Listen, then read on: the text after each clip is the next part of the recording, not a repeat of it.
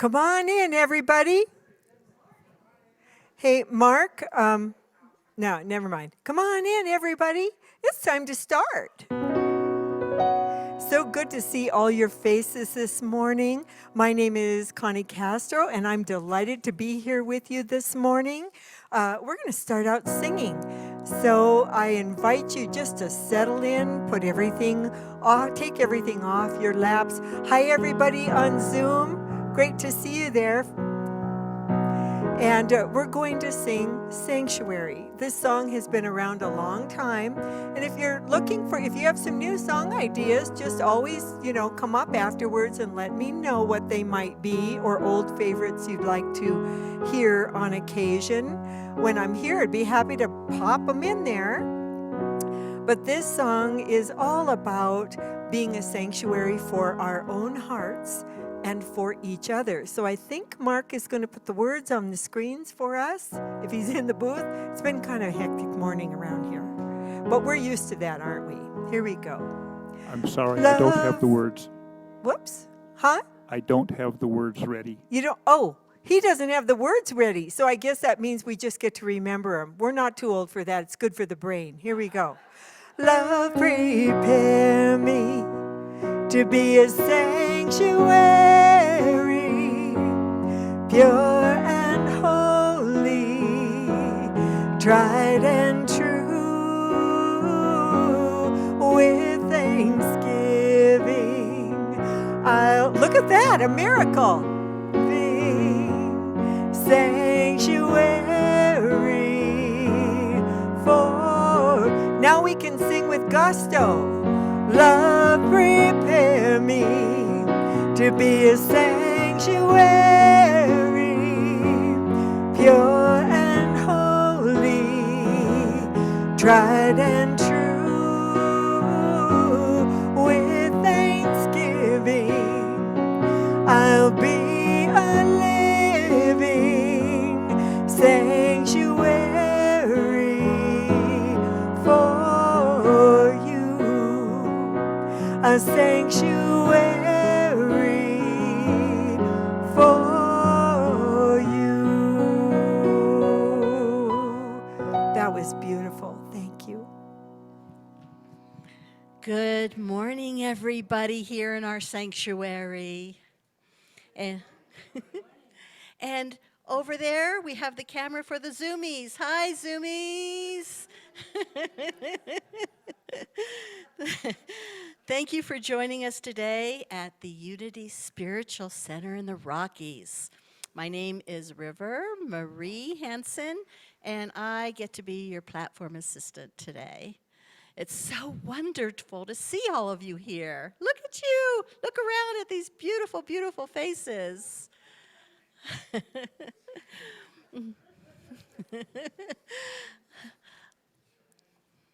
Our musician today is Connie Castro.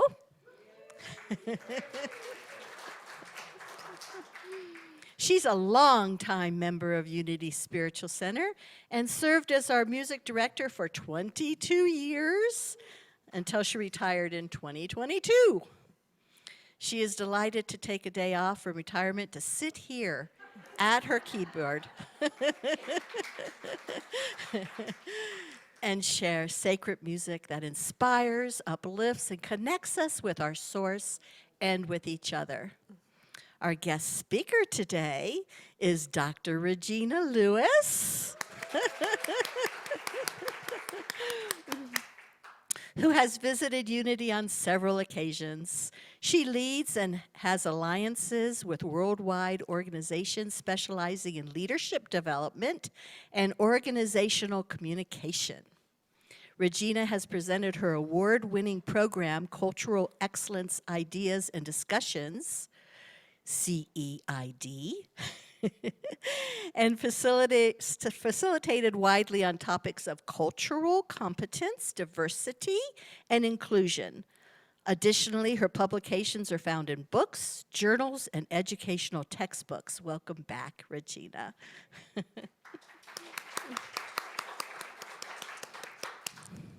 We're actually going to read our mission statement together today.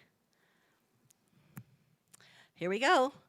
We are an inclusive spiritual community where we recognize and express our oneness with our Creator and all creation. For those of you who are with us for the first or second time, welcome. If you want, you can raise your hand. You don't have to. We are so glad you are with us today and look forward to supporting you on your spiritual journey. If you like, please join us in our Friendship Hall. Coffee and food and great conversation. Just follow the crowd after the service that way. They may be running.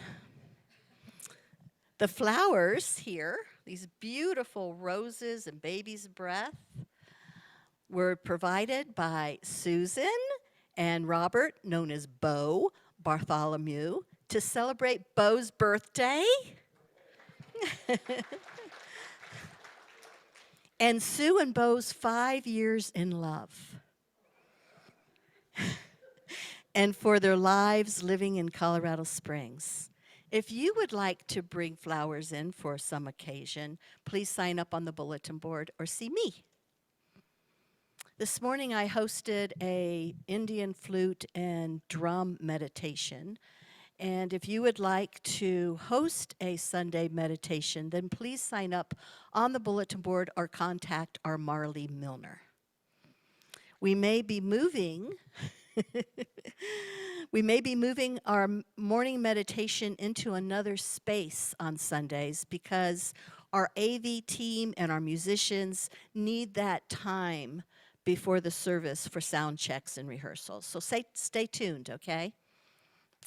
The Unity Board of Trustees monthly meeting is scheduled for this coming Wednesday, February 21, from 6 p.m. to 8 p.m. in Fellowship/Friendship Hall. If you would like to add an item to our agenda, then please contact our board president, Luana Turner, as soon as possible so we can get you on the agenda. The Unity Board of Trustees annual business meeting is scheduled for Sunday, March 17th, St. Patrick's Day, so please wear green, at 12 p.m. right here in the sanctuary, and all members and non-members are welcome. But it's only members can vote on to elect our new board members, which are and our bylaw changes and other business. More meeting information is coming soon.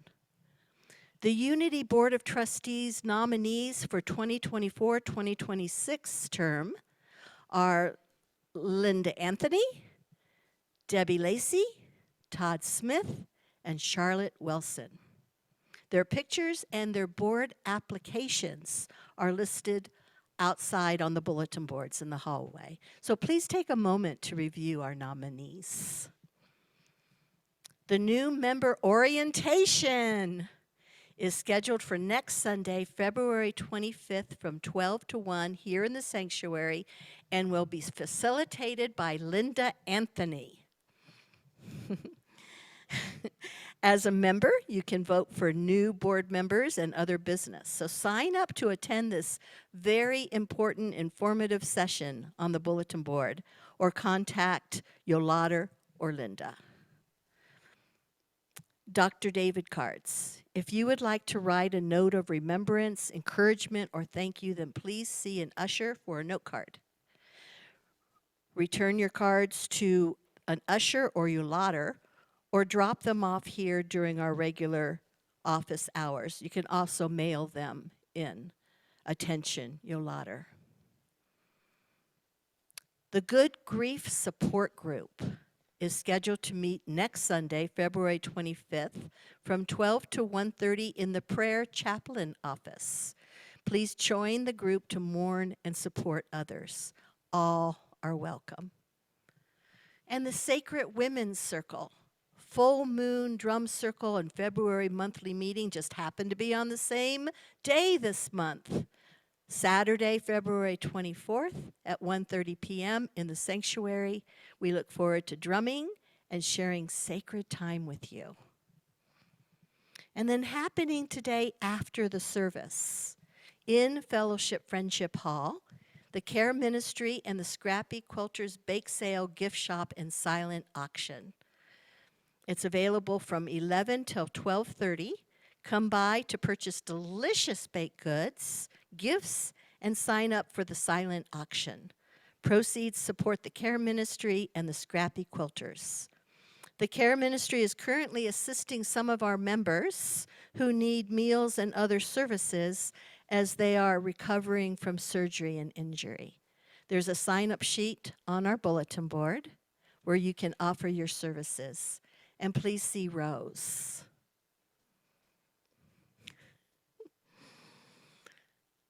And a reminder that you can always find out more information on these activities in our weekly newsletter and on the Unity Facebook page. If you want to be part of our weekly newsletter, please see Yolanda. She's in the office right now, waiting. Now it's time to move into the heart of our time together. I invite you to take a deep breath. Let it out long and slow. And settle into your seat as we open our hearts and our minds to the holy through song.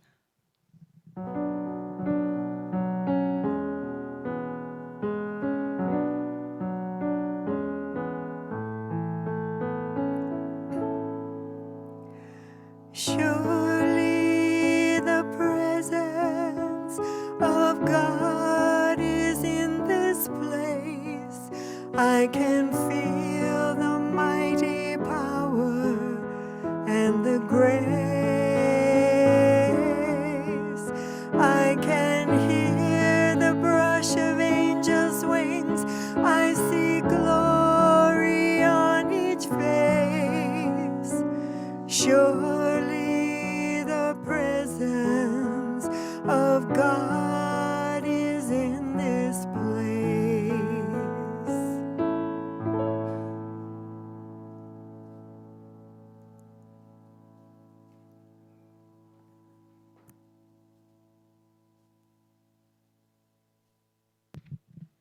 Good morning. Can everyone hear me?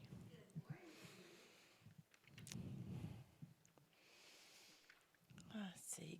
My name is Forrest, and I am one of your prayer chaplains. Carol Crossley also joins me today. We will be available to pray with you after service here in the sanctuary. Whether you are in a place of celebration or challenge, please take advantage of this wonderful opportunity. Also, written prayer requests can be placed in the prayer box in the lobby at any time. Today's reading from the Daily Word is acceptance. In the past, I have resisted unwelcome situations and unwanted outcomes. Over time, I have learned that my resistance did little more than leave me agitated and unhappy. I have learned to trade a resistance for acceptance. Accepting situations as they are does not mean I like what is happening, but it does mean I am willing to be present to it without resistance or struggle. From that place, I am able to work toward creating better conditions for myself and others. When I practice acceptance, I invite the presence of God to inspire and comfort me. I shift my attention from what might feel wrong to that which is always right, the absolute, unchanging goodness of God. And now a quote from Philippians 4:11. Not that I am referring to being in need, for I have learned to be content with whatever I have.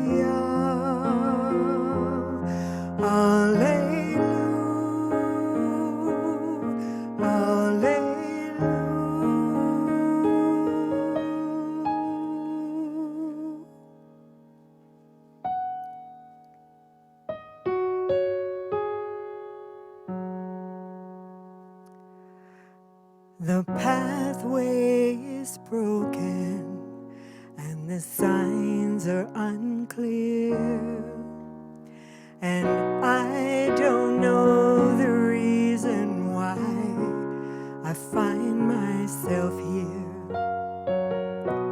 But even though I struggle the way that I do, I'm gonna walk through the valley if love wants me to.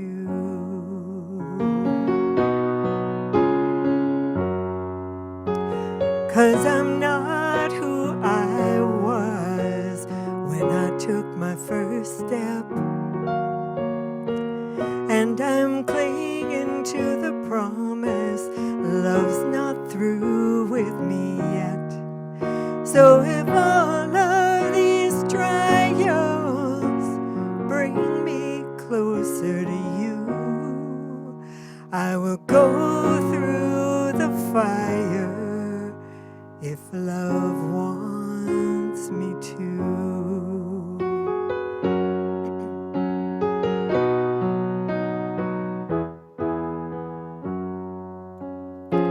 This may not be the way I would have chosen when love leads me through a world that's not my home.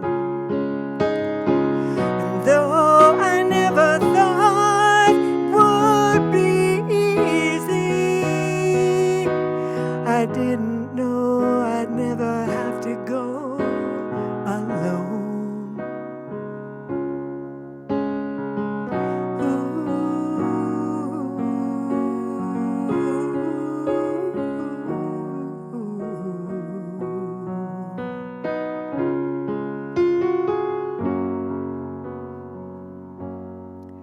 So when the whole world feels against you and you're all by yourself, and you can't hear an answer to your prayers for help, put your faith in the promise that love will pull you through, and you will walk through the fire if love wants you to.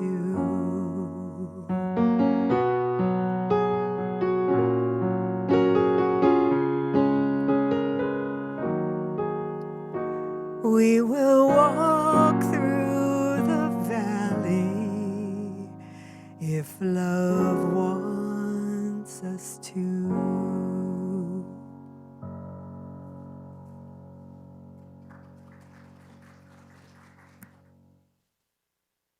Right. Well, hello, everyone. Oh, my goodness. I've been looking forward to this. I just got back last night from Reno and speaking there. So since I've retired, I call it rewirement, I have been doing more traveling. I've been doing more things than I, could ever imagine, but really am enjoying it. But I get to deliver the message to all of you today.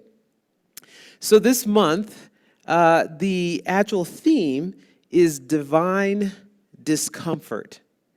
Divine discomfort. Divine discomfort. So I thought about that. I said, what is so divine about being, uncomfortable? What does that even mean? And I went a little bit deeper, and I said, okay, well, that might be the theme for the month, but the theme for the actual week is when comfort ends, transformation begins. How lovely is that? And what does that even look like? What does that even mean? So we can go ahead and start the slides and welcome everybody who is online. As River had said, all of our Zoomies. So it's great that we're here. Thank you. That's wonderful. Wonderful. So when I started thinking about where comfort ends, I had to first think about, well, where does comfort begin? What does comfort feel like? And so like I said, I was traveling, and when I travel, I really want to bring a blanket because it's cold on the aircraft. But, they said, well, you got too many bags and you got to put this away. Yeah. So I bring a scarf. And a scarf is magical. It's really, really comfortable. It's really warm. How many of you wear a scarf? Yeah. Oh, yes. So I started doing some research about scarves. And what happens is when you put a scarf around your neck, then it tells your brain that your body is warm. So it's a really neat thing to be able to do. But it blows my mind when I see people, and it's only here in Colorado, when I see people with, shorts on and sandals and socks, and it's snowing outside. I'm thinking, how in the world you can't be comfortable?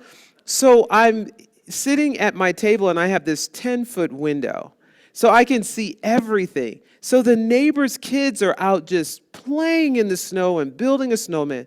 No gloves, no scarves, no jacket. And I said, there's no way. Somebody's going to have to explain something to me because I am cold. And what I found out is that when you are a baby and when you're younger, you have what's called brown fat. So brown fat is a natural way to keep your body warm. And I thought, well, that's not fair. Like, where did the brown fat go? As a matter of fact, I looked in the mirror and I thought, well, I got brown fat, but I mean, that's just a joke, But I'm thinking, well, what is this about and how do I get brown fat? And what I found out is that if you were to take your scarf off in the cold, it's uncomfortable. But then you shiver, and that shivering creates brown fat. And then you can actually tolerate cold more. And then you're changing. Your body changes. You start to transform. And it's just amazing to me. But guess what?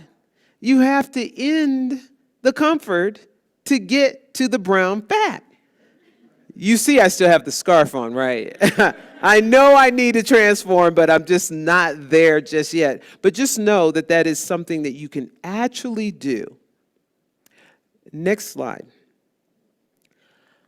So I want to talk about someone who really transformed in a very amazing way.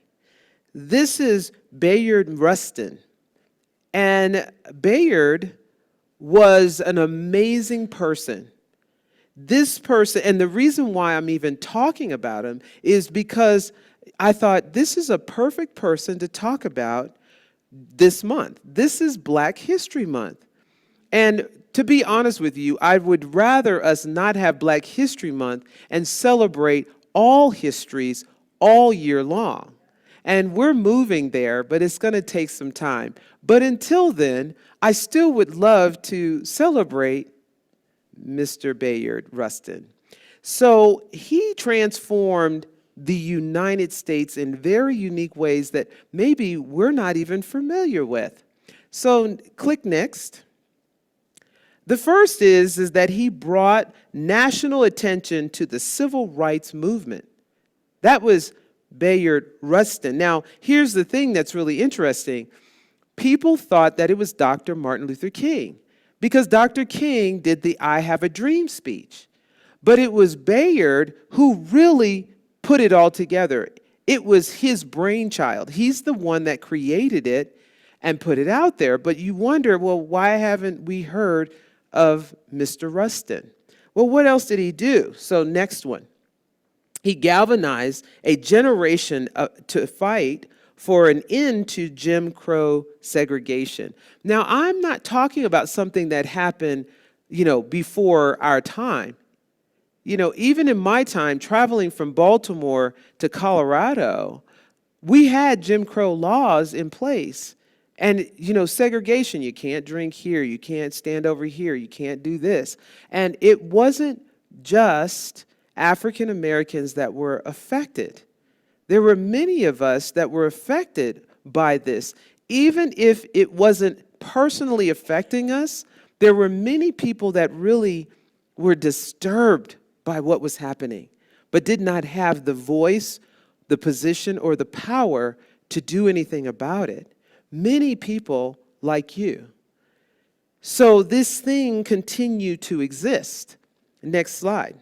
Next one.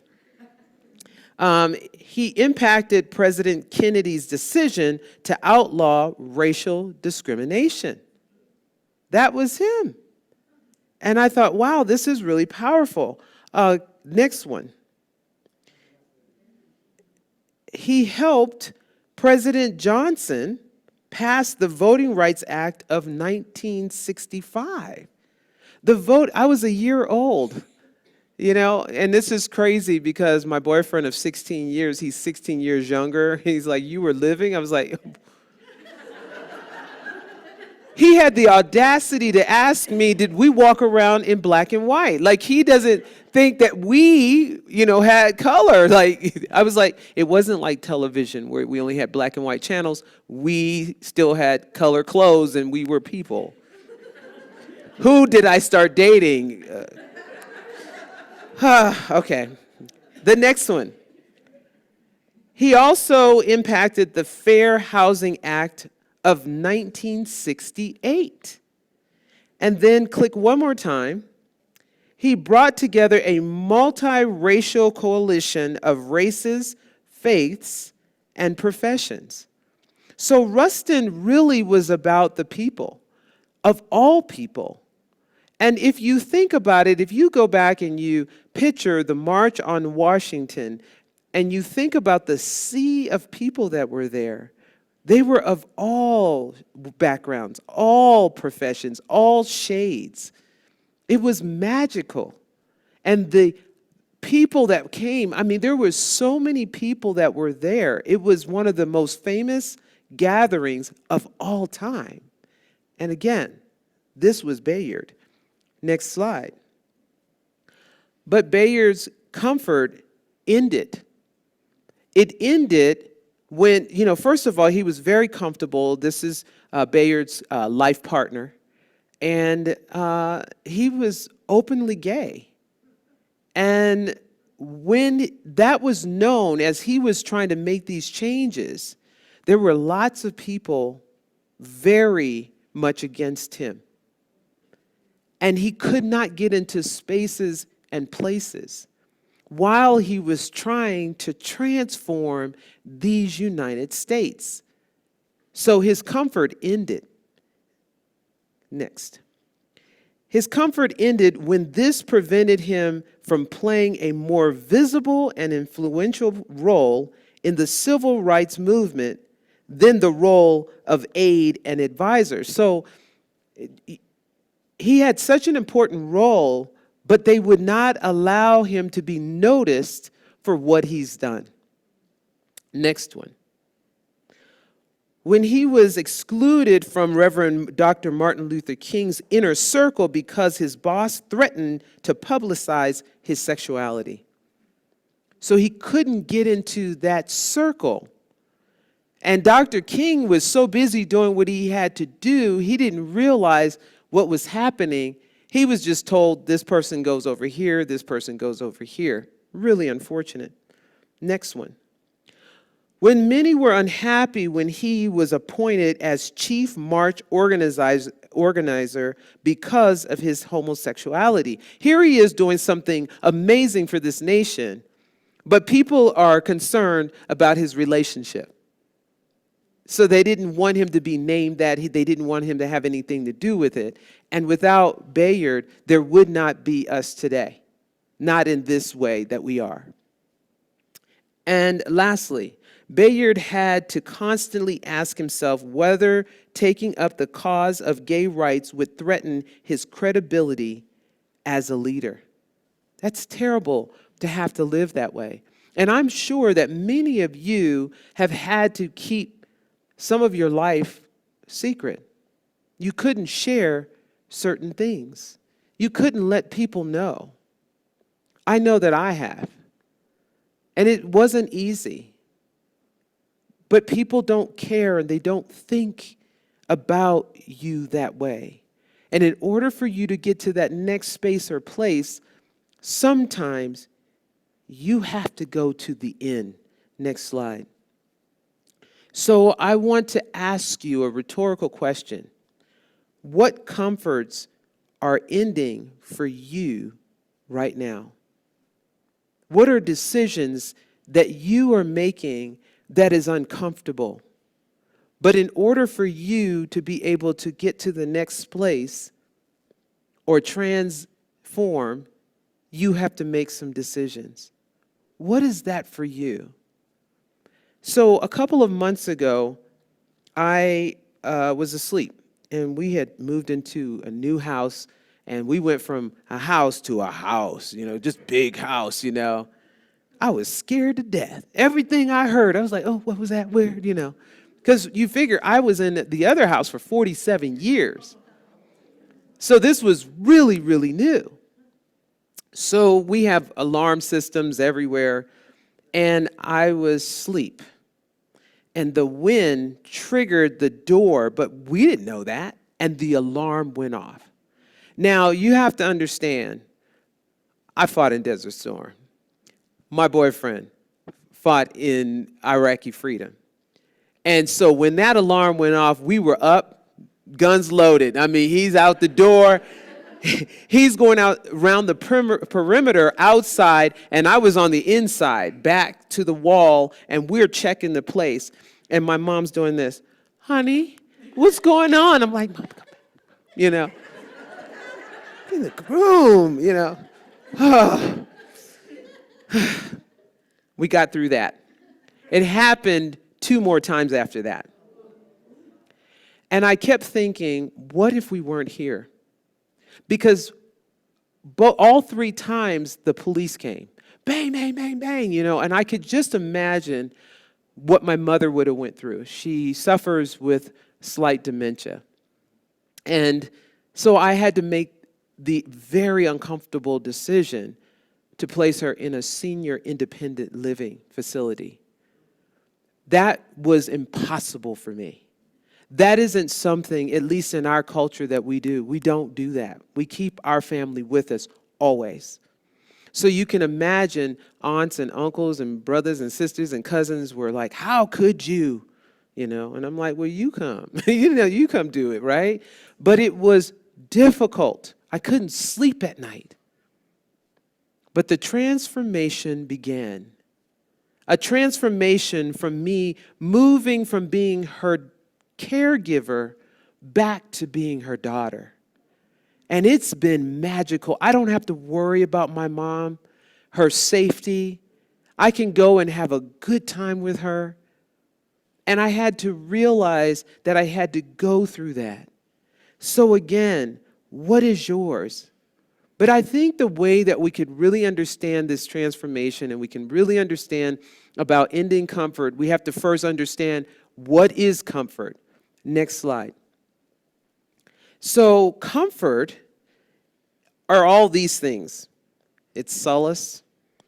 Sometimes people, they're comfortable when they're cool, when it's cool inside like a room. Others is when it's just a relief or happiness, ease, joy, luxury, contentment, or even warm. That's what comfort is. So you have to think about, what are you used to being comfortable with? Is it, eating something that, like a pecan pie, something really good and yummy, and you got to stop eating all that sugar? What is it? But then we say, okay, how do I know when transformation has happened or is happening? We have to understand what transformation is. Next slide. So transformation is conversion. It's a renewal, revolution, a shift, alteration, switch. It's all of those things. So we have to look at it. And we have to understand the difference between that transformation and comfort. Next slide. Transformation is a journey.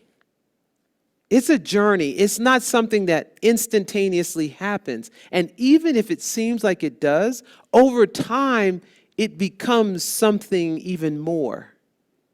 Whereas comfort is stagnant. If you're comfortable, then that means that you're staying in a place, a position, a thing. And that's not how we grow. And in order for us to grow, we have to transform. Next slide. Transformation is the evolutionary journey of the soul. And so every Sunday when you come, then that's what's happening. It's an evolution. We don't come here to be comfortable. We come to get new information. We come to learn something else. When we are meditating, then it is really trying to deepen and making that space so that we can transform. And every single time, that's exactly what's happening to us. If you really understand the science of what it is that we do, why we come in this space, it's all about transformation. Because otherwise, we only needed to come one time. But that is not what happens. We constantly are here, and we are learning and flowing and moving and shifting, and something is always changing. If you do not like where you're at, get ready to be uncomfortable until you get where you want to be. But remember, when you get there, stagnant. We have to keep moving. Next slide. Discomfort. When we look at discomfort, there's a process. There are things that we have to go through. And that discomfort is a place of learning. Ask yourself, what am I learning in this process? I don't care how bad it is. There's so many times that we want to talk about, they did this and that doesn't make sense and this wasn't fair and how could they do this? And we're stifling ourselves from looking deeper to say, what am I learning? What is it that I'm learning and how is it that I'm growing? This isn't easy, but look at, this is a beautiful flower that's coming through the cracks. You cannot tell me that this was easy for this very precious, delicate flower. So I want us to try something. I'm going to put you in a situation where you get to be uncomfortable. I know, it's like I always got something up my sleeve, you know. But I want you to go through this process to realize what is happening between being comfortable and transforming. So when you came in, you sat down in these spaces and places. You said, you know, this is where I normally sit. I like sitting in this row. You know, somebody sits there, you're like, what are you doing in my seat? Don't you know this is where I sit, right? And then the people around you, you've gotten used to them being here. And 9 times out of 10, you know those individuals. But where you stretch yourself is when you start to know the people behind you or in front of you. This is how we grow. This is how we build community. So in just a second, I'm going to ask you to talk to your neighbor, but not the one beside you, in front of you or behind you, okay? So this is where I want to start. Next slide. What's in a nose? I mean, oops. Hit it one more time or 2 more times, please. I mean, I want you to look at your neighbor's nose. Not what's in it, but so this is what you're going to do. Even you online, you're like, what? So if you're online and you don't have someone around you, then look in the mirror or take your phone so that you can see a reflection of yourself and you could work on this. And what I want you to do is you are going to turn to someone and you're going to say, what is your name? And they're going to just say their first name. And when they do, I want you to look at their nose. Look at their nose. And I want you to remember their nose. And I want you to connect their name with their nose. I know. And then the other one asks the same question. So go ahead, I'll give you a couple seconds to do that. Those of you that are online, what I want you to do is just look and say your name and look at your nose and think about how can somebody equate my name with my nose. So go ahead, turn to somebody and ask them, what is your name?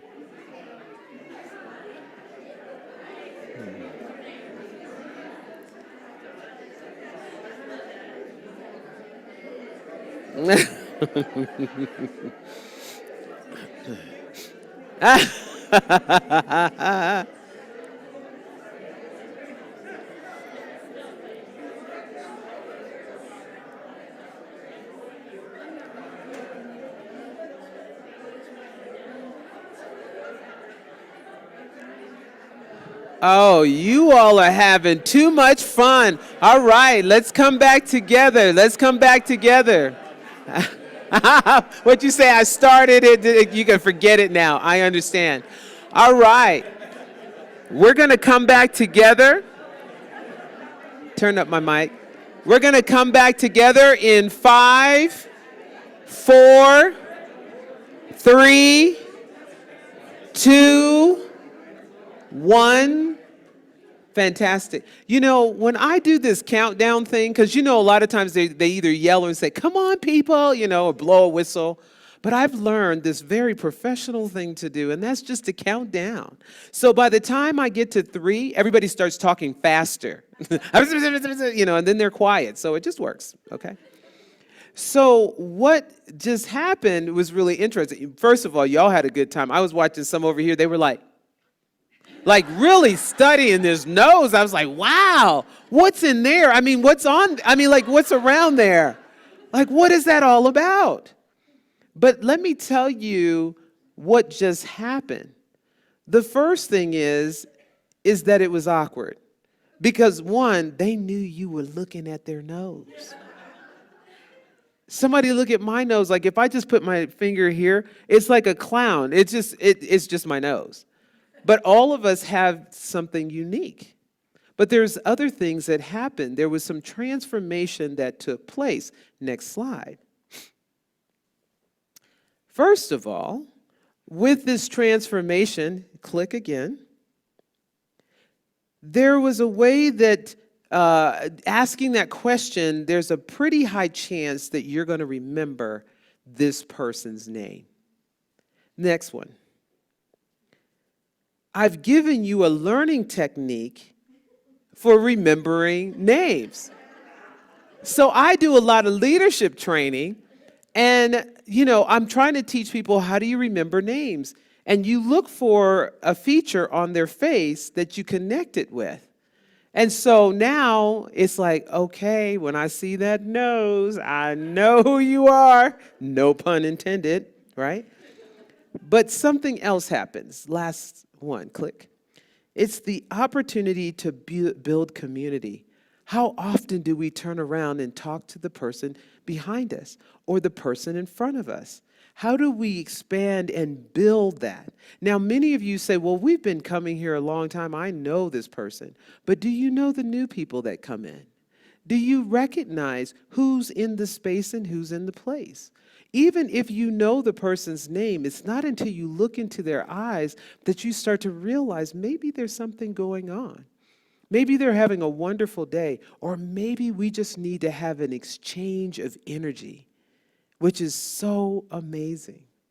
So these things actually happen. Next slide. Ernest Holmes says, the mind is a magnet, and we attract that with which we identify the self. In order to get the most out of life, we must learn consciously to change many of our habitual thought patterns. This is not easy, for our old thought patterns cling to us with great tenacity. But being thought patterns, they can be reversed. If you are filled with fear, refill yourself with faith. For faith always overcomes fear. No matter how uncomfortable, I want to get very serious with you, very intimate. You all are going through a change. It is not comfortable. You're in a space and a place that you've been before. That could either bring you some solace or it can bring you more pain. I know how it is. We too, over at CS, are going through a change. And it's very uncomfortable. And when we're uncomfortable, oftentimes fear starts to take over. But fear is false exaggerations appearing as real. We don't have to let that happen. We have something so much stronger than fear, so much stronger than discomfort. We have faith. And if we believe in everything that we really talk about, that we meet together for every single week, there's nothing to be fearful of. It's just a shift. Because everything is where it needs to be. This place is whole, it's perfect, and it's complete. And so are we. So this is what we have to keep in the cornerstone of our mind, in the cornerstone of our heart, in the cornerstone of our soul, in order for us to transform to what we need to be. Don't fight it. Don't fight change. The world is changing. History has its eyes on us. So what you're creating isn't for you. It's for the people coming. What is that going to look like? And when they come, will they feel like they are a part of? And will they retain being here? So comfort is selfish. Be uncomfortable. Open yourselves up and open up your mind for something different. Different than what you've had. Don't go back. Don't go backwards, no matter how good it may have felt or seemed. Go forward, because everything we have is going forward. Everything. Next slide. It may not be easy, but it will be worth it. Next slide. Youngla Vendant. She says it begins with trust. You have to trust in yourself. You have to trust in God. You have to trust in others. And you have to trust in life. These things are necessary. Next slide. Click. Be open to any and all change that happens. Next. Stop criticizing change. When we do that, that's what gets us here. But what got us here won't get us there. Next one. Have the courage to have conscious change in your life and in this space. Next. Anchor into the changeless reality of the divine. And I want to leave you with this last one. Nothing happens in our life except by right of consciousness. If you're not conscious, you're unconscious. Nothing happens there. It's like if you passed out, if you got knocked out unconscious, and you came to and I said to you, listen, when you got knocked out unconscious, you fell on your right side where all your precious organs are. So what I'm going to need you to do the next time you get knocked out unconscious, fall to the left. It's not going to happen. We have to be conscious in this journey. I thank you, especially during such a tender time, to be with you and to deliver this message, to celebrate transformation, to celebrate Black History Month, and to celebrate you. Thank you.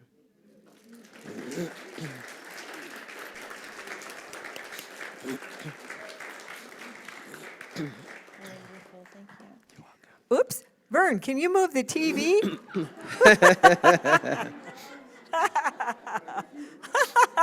Oh, see, Vern was my partner. He says, but I can see your nose. Oh, my goodness. Regina, thank you so much. I didn't know anything about that gentleman. I learned so much today. You truly are a teacher. And, you know, the whole idea of transformation, it is everywhere. Beth and Debbie and I were talking before service about their transformation and my coming transformation to retirement.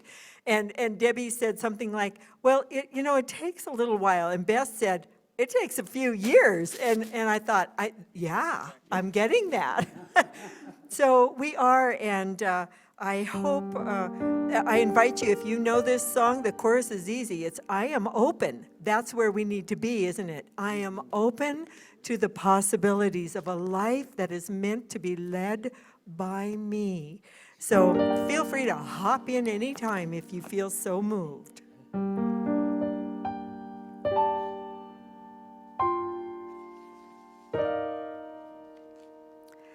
I am open to the possibility.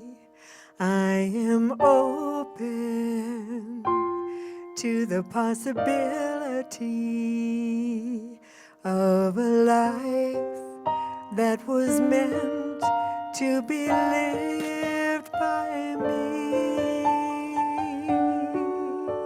I am open to the possibility. I am open to the possibility of a life that was meant to be lived by me. I don't have all of the answers now, but I'm willing to take it slow. I believe that something is calling me where the path will lead. I don't know, but I'm willing to the possibility. I am open to the possibility of a life that was meant to be lived by me. There's an open door as far as I can see, and my heart will lead the way. Step by step through the mystery, I surrender every day. I am open to the possibility. I am open.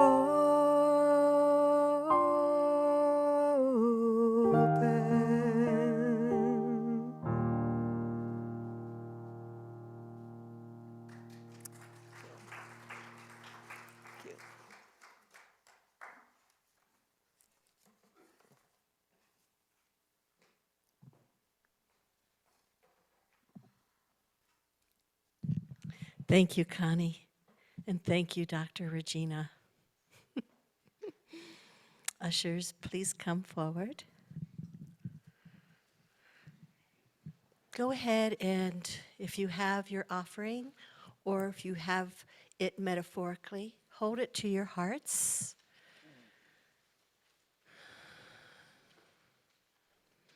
And fill it with the love and the grace and the light that you are.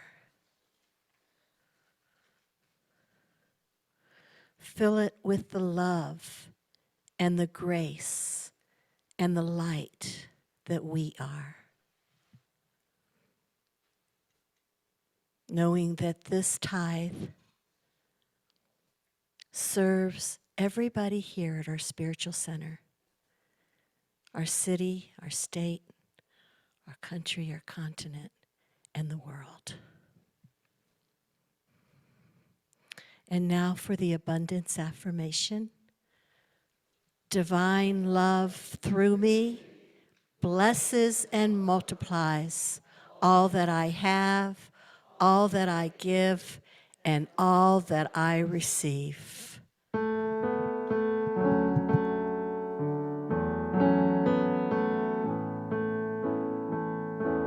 I am so blessed. I am so blessed. I am so grateful for all that I have. I am so blessed. I am so blessed. I am so grateful. I am so blessed. I am so grateful. I am so blessed.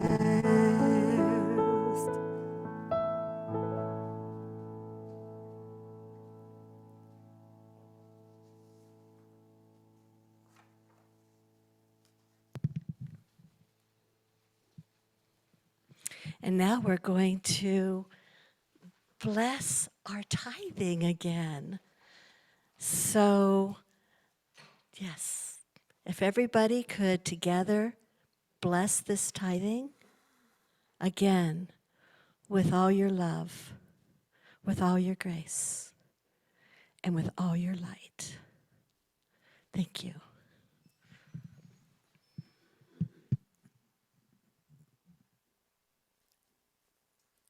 Now it's time for the children's blessing. And so how we do that is we rub our hands together and create some really good energy. And this is for the blessing of children here and everywhere. So you are loved, special, and important. We see you and bless the divine beings you are. Is there supposed to be a song here? Anyone have a song? Yeah, I wasn't sure it was blank. So, do you want to do the face of God? Oh, let's do that. You are, how about I am, then you are, and we are. We'll do it like that. I am the face of God. I hold you in my heart. Didn't quite work out, but you are a part of me. Oh, we have words. Okay. You are the face of God. Let's do we are. We are the face of God. I hold you in my heart. You are my plea. You are the face of love. One more tag. You are a part of me. We are living on the edge. We are a face of love. So there's a perfect example of transformation and not doing it the same way we've always done, right? Sweet. Nobody died or anything. And we still are breathing and we have our noses. And now for the prayer for protection.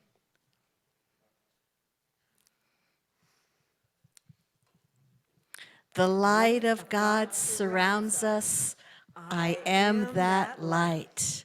The love of God enfolds us. I am that love. The power of God protects us. I am that power. The presence of God watches over us. I am that presence. Wherever we are, God is, and all is well. I want to remind everybody that our chaplains are here and available to pray with you after the service in the sanctuary or in the prayer chaplain office. Whether you are in a place of celebration or challenge, please take advantage of this wonderful opportunity. Would Carol and Forrest please stand and let everybody know that you are available? And any other prayer chaplains that would like to pray with people today, please stand. Also, there's written paper requests out in the lobby, and you can place those for prayer as well. And now you can stay in your rows, or we could try to make a big circle, because now we're going to do our final song. I vote for the circle. What do you think? So go to the aisles, front to back. Let's just make a circle. And if for some reason it's difficult for you to do that, feel free to stay put. You don't have to move.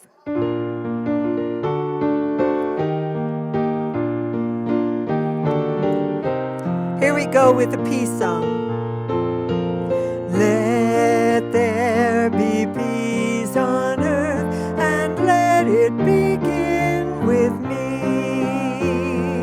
Let there be peace on earth, the peace that was meant to be.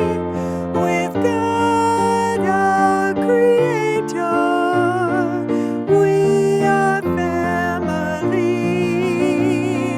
Let us walk with each other in perfect harmony. Let peace begin with me. Let this be the moment now. With every step I take, let this be my solemn vow. To take each moment and live each moment in peace eternally. Let there be peace on earth, and let it begin with me. Have a blessed week, everyone. Thank you for being here.